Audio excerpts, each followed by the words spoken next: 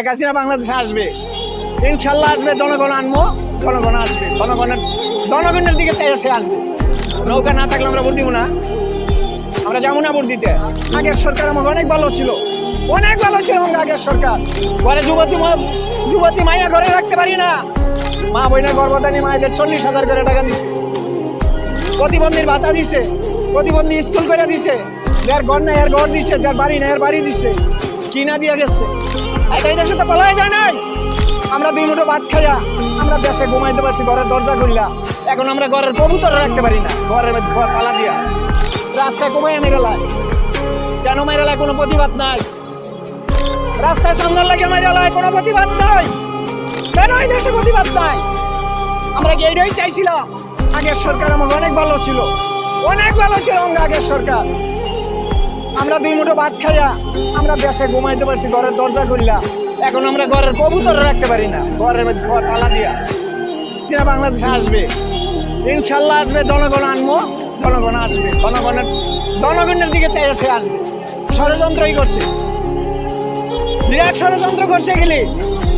যদি ষড়যন্ত্র নাই করতে তাহলে যায় না। আর এত যায় না, এত বলাই যায় নাই। আরে নিয়ে সেনাবাহিনী নিজে দিয়ে আইছে, এখনো পলাই গেছে। এই দেশে তো পলাই যায় নাই। এই দেশের মা বোনেরা যা দিয়ে গেছে, কি না দিয়ে গেছে। একটা বয়স্ক মানুষ রাস্তায় পড়ে থাকতো, তাদের ঘর বাড়ি দিছে।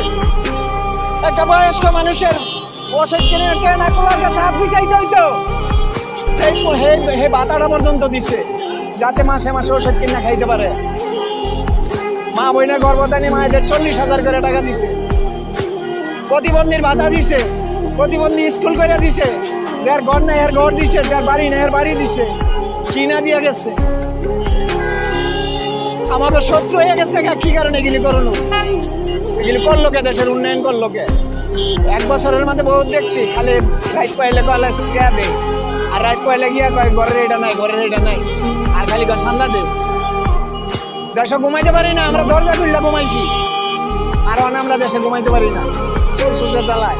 গরু বাছুর কিচ্ছু রাখতে পারি না, কবুতর হাঁস মুরগা কিচ্ছু নাই, সব নেগা, কলার ছড়ি পর্যন্ত কাইটা নেগা। কি কইবেন আর কর? হ্যাঁ, ঘরে যুবতী মাইয়া ঘরে রাখতে পারি না। ওই ব্যাংকারের মতো 71-এর গন্ডগোলের মতো, 70 সালের গন্ডগোলের মতো ব্যাংকার করে মাটির নিচে রাউন্ড লাগবে। আর কয়দিন পরে আপনাদের মা বোন আপনারা যাই না রাখেন। ছাত্র শিবিরের শ্রদ্ধা জানাইছে, এরা কি আর মুক্তি হয়ে নিজেরা শহীদ হয়েছে। পাকিস্তানি যে গেলিস রাজাকার